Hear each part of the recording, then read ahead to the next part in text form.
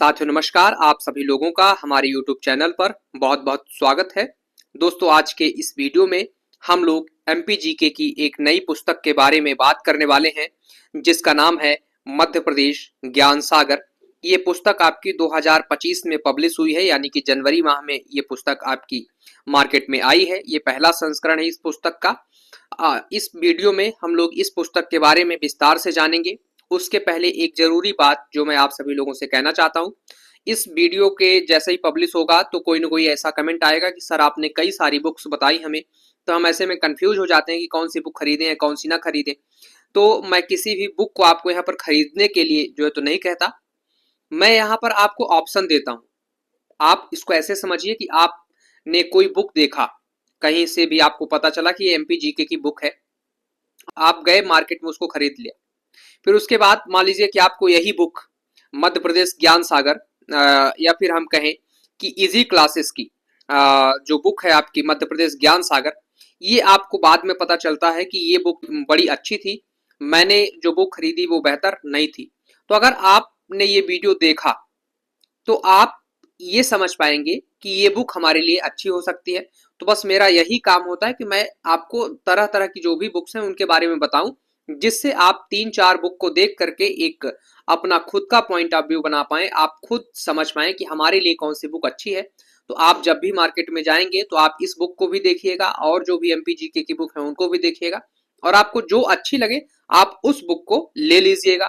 ठीक, अब हम चलते हैं इस बुक के बारे में बात करते हैं। सबसे पहले हम इस पुस्तक के जो राइटर हैं उनकी बात करेंगे।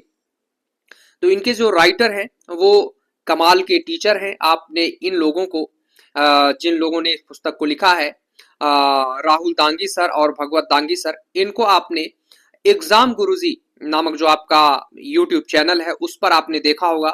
शानदार MPGK पढ़ाते हैं दोनों लोग, या दोनों सर हम बात करें तो बहुत अच्छी MP पढ़ाते हैं।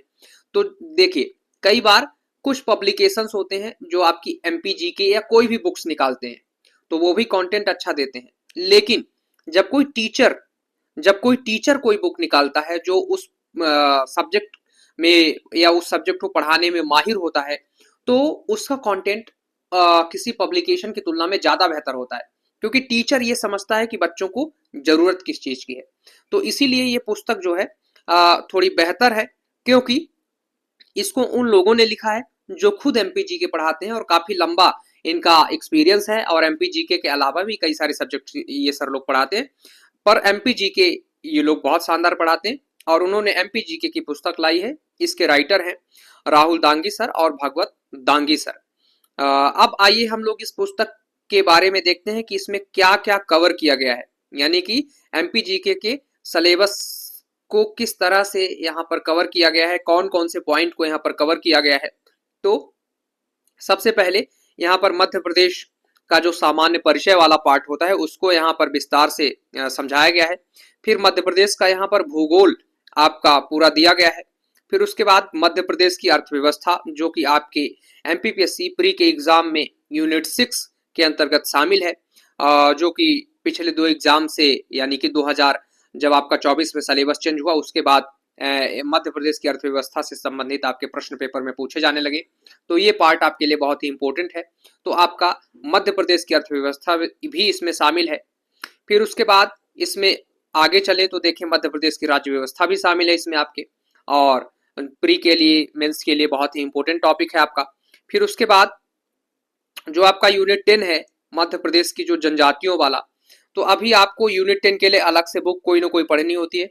तो इसमें सर लोगों ने कोशिश किया है कि हम आपको मध्य प्रदेश की जो जनजातियां हैं वो MPGK के ही बुक में अवेलेबल करा दें।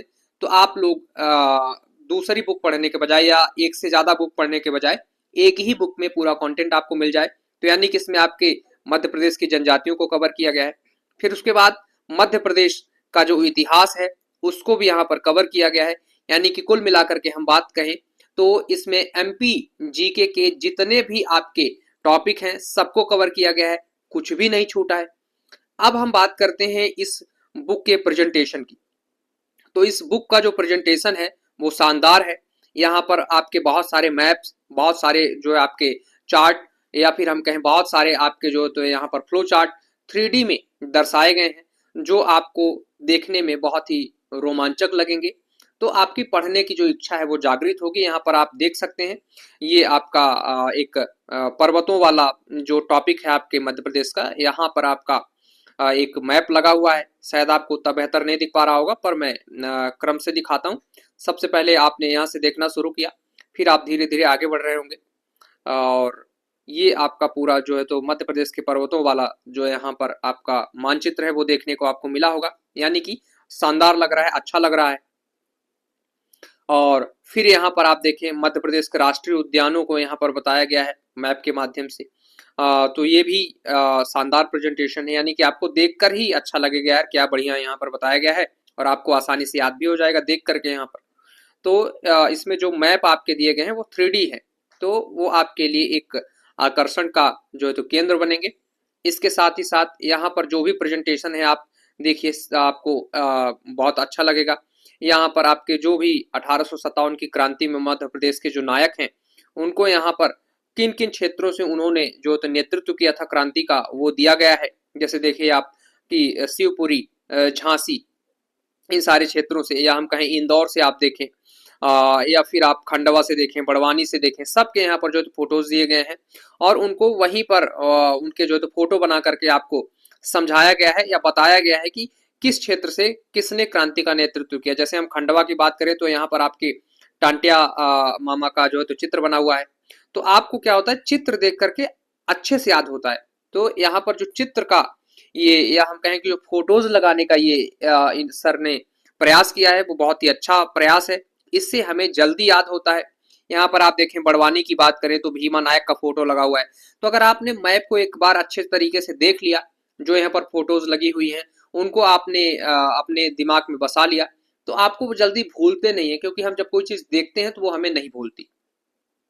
तो यहाँ पर ये जो आपके चित्र या फोटोज लगाए गए हैं वो अच्छा है यहाँ पर। इसके साथ ही साथ यहाँ पर आपके जो प्रेजेंटेशन है वो भी शानदार है। सिर्फ लिखा नहीं गया है बल्कि प्रेजेंटेशन के माध्यम से हर चीज को जो है तो शानदार बनाया गया है। जैसे देखिए प्रशासनिक राजधानी भोपाल, तो यहाँ पर सामान्यता क्या होता है, यहाँ पर लिख दिया जाता है प्रशासनिक राजधानी भोपाल, लेकिन कुछ न कुछ यहाँ पर आपको बना दिया जाए तो आपको एक याद हो जाता है। जैसे देखिए खेल एवं आर्थिक राजधानी, तो यहाँ पर रुपए का जो है तो चित्र बनाया गया है। कपड़ा राजधानी इंदौर है तो कपड़े का चित्र बनाया गया है। संस्कार धानी यहाँ पर जबलपुर है तो उसके लिए एक यहाँ पर यूज किया गया है फोटो। संगीत राजधानी है तो यहाँ पर आपका वीणा वादन करते हुए दिखाया गया है। यहाँ पर आपका ऊर्जा राजधानी बैढ़न है तो यहाँ पर आपके बल्ब का चित्र, यानी कि कुल मिलाकर के यहाँ पर प्रेजेंटेशन पे बढ़िया ध्यान दिया गया है। बाकी कंटेंट या फैक्ट तो अच्छे हैं ही हैं।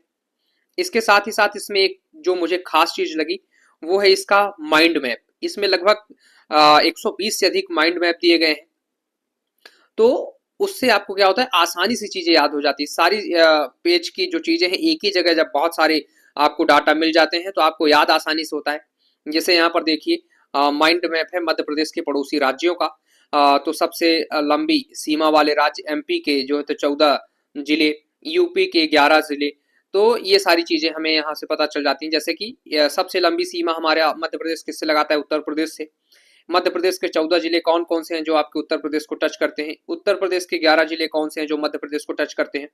तो ये क्या है, माइंड मैप के माध्यम से पूरा आपको पड़ोसी राज्य और उसके जो सीमावर्ती जिले हैं पूरा यहाँ पर आपको बताया गया है। तो आप इसको आसानी से याद कर पाएंगे और आपको आसानी से याद हो जाता है। कुल मिलाकर के आप समझिए एक शॉर्ट नोट्स जैसा यहाँ पर जो है तो बनाया गया है। तो ये इसका जो माइंड मैप है मुझे अच्छा लगा। इसके साथ ही साथ इस पुस्तक की जो खास बात थी मुझे स्टार्टिंग में ही बताना था, मैं इसको जो है तो आपको भूल गया बताने को। इस पुस्तक को अगर आप जिस भी पेज को सुनना चाहते हैं, इसका ऑडियो चाहते हैं, तो ऑडियो आपको जो है तो यहाँ पर आप स्कैन करेंगे तो आप इसका ऑडियो सुन पाएंगे। ये शायद पहली बार बुक में हो रहा है। इसके पहले तो मैंने किसी ऐसे बुक में नहीं देखा कि आप उसका ऑडियो सुन सकें। ये बड़ी अच्छी चीज है। कई बार हमको पढ़ने का मन नहीं करता, हम लेटे हैं या हम कहीं घूम फिर रहे हैं और हमें लगता है हम कुछ सुने, तो आप इस बुक को जो है तो सुन सकते हैं। सुन करके भी हमें जो है तो याद होता है, क्योंकि वो याद करने का एक माध्यम है। तो इसमें ये भी बड़ी अच्छी चीज है यहाँ पर आपकी दी गई है। इसके साथ ही साथ यहाँ पर आपका जो प्रेजेंटेशन है या हम कहें फ्लो चार्ट है वो अच्छा बनाया गया। जैसे देखिए स्वतंत्र भारत के राज्यों की श्रेणियां, part A, part B, part C, part D, यानी कुल मिलाकर के ये पुस्तक अच्छा है। इसका ये पुस्तक अच्छी है, इसका प्रेजेंटेशन अच्छा है, इसमें जो फ्लो चार्ट यूज किए गए हैं वो भी अच्छा है, जो आपके मैप बनाए गए हैं वो भी यहाँ पर अच्छे हैं, और माइंड मैप तो अच्छा ही है। और कंटेंट की तो बात ही हम क्या करें, क्योंकि सर लोग काफी लंबे समय से एमपीजी के पढ़ा रहे हैं, तो कंटेंट तो अच्छा ही है इसका। यानी कुल मिलाकर के ये बुक ऐसी है कि आप इसका यूज कर सकते हैं। यहाँ पर आप देखें, मध्य प्रदेश में जिलों के पुनर्गठन को अच्छे तरीके से समझाने का यहाँ पर प्रयास किया गया है। तो जब ऐसे आपको क्या होता है, थोड़ा थोड़ा फ्लो चार्ट बना हुआ होता है, तो आपको चीजें आसानी से याद होती हैं। तो यानी कि ये एक अच्छी चीज है कि इसमें आपको कई सारी चीजों के फ्लो चार्ट मिल जाते हैं, तो आपको याद करने में क्या होता है, आसानी होती है।